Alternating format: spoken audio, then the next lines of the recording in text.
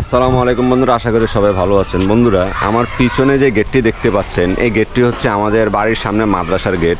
আর এই বরাবর যে রাস্তাটি চলে গেছে এটি হচ্ছে আমাদের বাড়িতে যাওয়ার রাস্তা।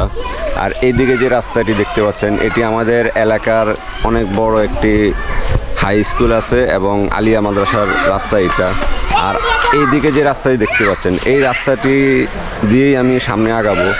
আর এইদিকে যেতে যেতে আপনাদেরকে এই রাস্তা কোথায় গেছে এবং এই মাদ্রাসা আগে কোথায় ছিল তার ইতিহাস সম্পূর্ণ জানাবো। তো চলুন আমরা একটু সামনের দিকে আগাই। মাদ্রাসাটি এখান থেকে আমি বাহির থেকেই দেখাচ্ছি, দেখুন। আর এই দিকে যেই খালি জায়গাটি দেখতে পাচ্ছেন, এই মাদ্রাসাটি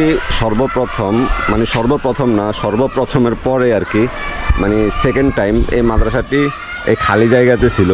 এখান থেকে পরে এখানে নিয়ে আসা হয়েছে। কিন্তু এই পাশ আর এই পাশের আগে মাদ্রাসাটি যেখানে ছিল ওই জায়গাটাতে আমি এখন আপনাদেরকে নিয়ে যাব। ওই জায়গাতে বিশেষ করে আমার অনেক স্মৃতি জমা আছে।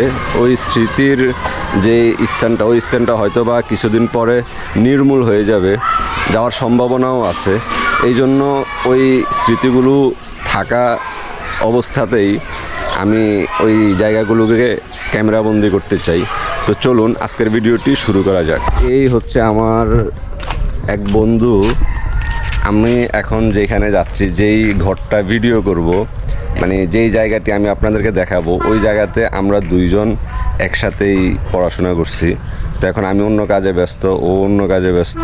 তো ওই ঘরটি ভেঙে ফেলার আগে, ওই জায়গাটি শেষ করে দেওয়ার আগে ক্যামেরাবন্দি করে ওই স্মৃতিটা আমি আমার চ্যানেলে রাখতে চাই, যার কারণে আজকে ওই দিকে আমার যাওয়া। তো যাওয়ার পথে বন্ধুর সাথে দেখা হয়ে গেছে। ও কাজে ছিল হয়তো সকাল থেকে, এখন দেখা হবে এটা কল্পনাতেও ভাবি নাই। তো আপনাদেরকে আমার এই ভিডিওর হিস্ট্রিতে ওকে রেখে দিলাম আর কি। তো আমি এখন যাচ্ছি ওই দিকে, চলুন। আমি যেখান থেকে আপনাদেরকে বলছিলাম যে যেখানে আপনাদেরকে আজকে নিয়ে আসবো এবং আমার এই চ্যানেলের এই ভিডিওতে হিস্ট্রিটাকে শেয়ার করে রাখবো, ওই জায়গাটিতে আমি চলে আসছি। দেখুন, এটা হচ্ছে মেইন রোড। আর এই দিকেই যে গেটটা দেখতে পাচ্ছেন, এই গেটটা হলো ওই যে মাদ্রাসাটা দেখাইছিলাম, ওই মাদ্রাসাটার গেট হচ্ছে এটা, দারুল উলুম সিদ্দিকিয়া হুসাইনিয়া মাদ্রাসা। ওই মাদ্রাসার গেট এটা। এই রাস্তাটাই মাদ্রাসার এদিকে চলে গেছে। না, আমি এখন আপনাদেরকে দেখাচ্ছি। দেখুন, এই যে ঘরটা দেখতে পাচ্ছেন, ছোট কুড়ে ঘরের মতো যে ঘরটা দেখতে পাচ্ছেন, এই ঘরটাই ছিল আমার লাইফের সেকেন্ড শিক্ষাঙ্গন। প্রথম শিক্ষাঙ্গন ছিল আমার ঘর, আমার বাবাই ছিল আমার প্রথম শিক্ষক। আর সেকেন্ড শিক্ষা প্রতিষ্ঠান ছিল এই ঘরটা। আর এই ঘরটা দেখুন, খুবই ছোট। ওই সময়ে এদিকে এখান থেকে এদিকে আরেকটু করে ঘর ছিল। আর এই ভিটাটাতেই আমরা প্রথম পড়াশোনা শুরু করি। তো এটা এখন তালা মারা আছে, এখানে ঢোকা যাবে না। আমাদের চেয়ারম্যানের বাড়ির সামনে এই ঘরটি। তো এখন বিএনপির সময়ের চেয়ারম্যান ছিলেন উনি। তো বর্তমানে উনি চেয়ারম্যান নাই। তো ওনার বাড়ির সামনে হচ্ছে এই ঘরটি। আর এই ঘরের সামনে যে খালি মাঠটি দেখতে পাচ্ছেন, এই খালি মাঠে আমরা খেলাধুলা করতাম। এখানে একবার ওই যে নুরানি পদ্ধতিতে কোরআন শিক্ষার যে বইটা আছে, ওই বইয়ে কারি বেলায়েত সাহেব রহমতুল্লাহ আলাই উনি আসছিলেন একবার এই জায়গাটাতে, এই ঘরটাতে আসছিলেন।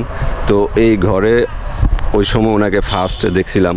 তখন হয়তো আমরা ওনার এতটা মূল্য বুঝি নাই। এখন যে পরিমাণ বুঝতেছি যে উনি আসলে কত বড় মাপের একজন মানুষ ছিলেন, তো এখন বুঝতেছি আর কি। তখন আমরা অনেক ছোট ছিলাম, বাচ্চা ছিলাম। আর এখন কথা হচ্ছে, এখানে আমাদের যে ইতিহাস, পার্সোনালি আমার লাইফের যে হিস্ট্রি এখানে সব সময়ের জন্য থেকে যাবে। সেটা হচ্ছে, আমাকে যখন মুসলমানি করানো হয়, তখন আমি ঘর থেকে পালিয়ে এই মাদ্রাসার ভিতরে এসে চাটাই ছিল, চাটাইয়ের ভিতরে ঢুইকা পেঁচা এক কর্নারে বসাছিলাম। তো আমাকে খুঁজে পাচ্ছিল না, মুসলমানি করানোর জন্য আমাকে খুঁজে পাচ্ছিল না। পরে আমার নানি আমাকে খুঁজতে খুঁজতে এই মাদ্রাসার ভিতরে আইসা ভিতরে ঢুইকা সব কিছু খুঁজে আমাকে বের করছে। কিভাবে ওনার মাথায় আসলো যে আমি এখানে থাকতে পারি, অন্য কোথাও নাই, আমার মাথায় এই জিনিসটা কাজ করতেছে না। তো আমার নানি এখন দুনিয়াতে নাই, যদি থাকতো তাহলে আপনাদেরকে মানে আমার নানির সেই কথাগুলো আমি শুনে আপনাদেরকে জানাইতাম। তো আমার নানি এখন দুনিয়াতে নাই, সবাই ওনার জন্য দোয়া করবেন, ওনাকে যেন আল্লাহ জান্নাত নসিব করে। আমার জন্য উনি অনেক কষ্ট করছেন, অনেক কষ্ট করছেন, অনেক আদর করতেন আমাকে। এই যে মাদ্রাসাটি দেখতে পাচ্ছেন, এই মাদ্রাসার একদম প্রথম স্টুডেন্ট আমি, মানে একদম প্রথম যে ফর্মটা ফিল আপ করছি, মানে ফিল আপ করা হয়েছে, ওই প্রথম ফর্মটা ফিল আপ করছি আমি। দ্বিতীয় ফর্মটা ফিল আপ করছে আমাদের এলাকারই একজন ভদ্র মানুষ, আমির হোসেন মিয়াজি, মানে উনি একজন হাজি সাহেব, ওনার ছেলে ফারবেজ ছিল দ্বিতীয় ফর্মটা পূরণ করছিল ফারবেজ।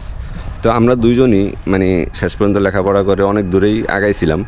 তো এই ফারবেসের বাপ আমির হোসেন মিজি আর আমার বাবা সফর আলী গাজী, এই দুইজনে একই সাথে মানে উদ্যোগ নিয়ে এই মাদ্রাসাটিকে প্রতিষ্ঠা করছিলেন।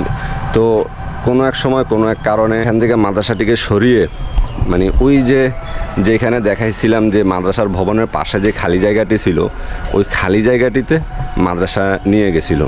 তো ওইখানে যখন নিয়ে যায় তখন আমরা সহকারে এখান থেকে বেড়া তারপরে যা কিছু নেয়ার সব কিছু নিয়ে আমরা ওইখানে নিয়ে গেছিলাম। কিন্তু এই ঘরটা তখন শুধু এই ঘরটাই ছিল, যখন এখানে মাদ্রাসা প্রতিষ্ঠা হয় তখন শুধু এখানে এই ঘরটাই ছিল।